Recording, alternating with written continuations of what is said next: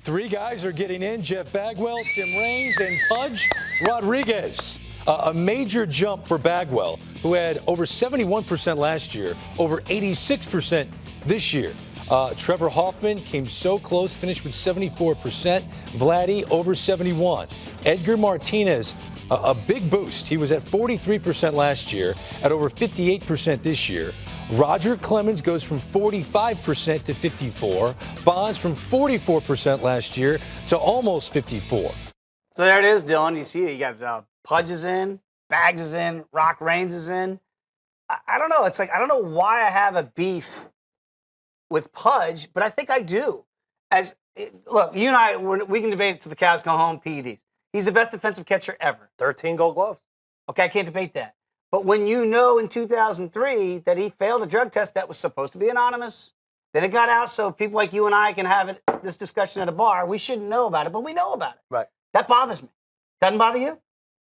Sure, it bothers me. Yeah, of course. I think that guys juiced and tried to enhance their performance bothers me a little bit, but it was a whole era, Dave. It was a whole part of baseball. But you can't sit here and tell me because it was in that era that everybody did it. But just like anything, right? Just like one guy could be driving drunk down the road and the next guy could be following him even drunker, and this guy gets pulled over and that guy goes home or does something horrible on the way home. If you wound up on a list or one way, this way, there's still a random nature to it. The whole era, everyone was juicing. You don't think Piazza took a little bit of something, this or that? We don't know that. We make the Bags. People make the assumptions about Bagwell. I think Bagwell did too. Right? I absolutely did too. I see, but I can't prove that. And so that bothers me. We're just going to paint this broad brush and say, because you played in that tests, era. like the Bible of baseball steroid, the Mitchell report. Yeah. That's just fact, truth. If you weren't on it, you weren't juicing. Pudge's response when his name came up for the failed drug test, did you do it? You know what he said? Only God knows. He didn't say, come on, man, that's ridiculous. No, but that's not even a matter. We know he did. We know Bonds did. We know Clemens did. We know these guys did. And these guys are moving up. They're going to get in eventually. Here's what bothers me. They're going to get in. Here's what bothers Bonds and Clemens are going to get in.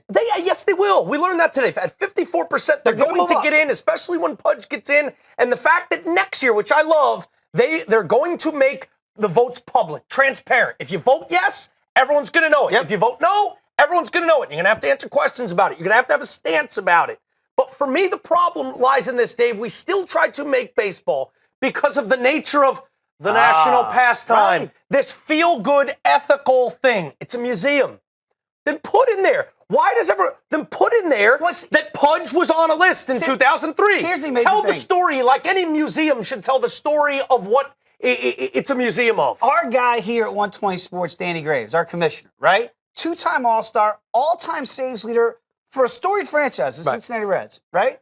He didn't do anything. And he says it doesn't bother him that these other guys juiced. He still had a job to go get him out. Right. That was his job. I just wonder if Commish juiced, would he be in the Hall of Fame? Would his numbers be elevated to the stature that would make him eligible for it? Now, he chose not to do it. Right. But, it bothers me that we just say that everybody in that era, and Danny was in that era, he didn't do it. So I can't sit here and go, yep. They all played in the 90s. The era was tainted. They played in the early 2000s. It may not have specifically tainted Danny. Right. But the era was tainted in general. And if guys are on a list and we want to report that as part of the museum, if I had a vote, I'd put him in. And if I'd look at it from a sheer numbers standpoint, if you were Barry Bonds, Roger Clemens, those kind of guys have to be in for me and tell the whole story. Yeah, I guess so. I'm just going to need a couple more shots to actually get through this. I can help you with that. Pudge in a first ballot. Wow.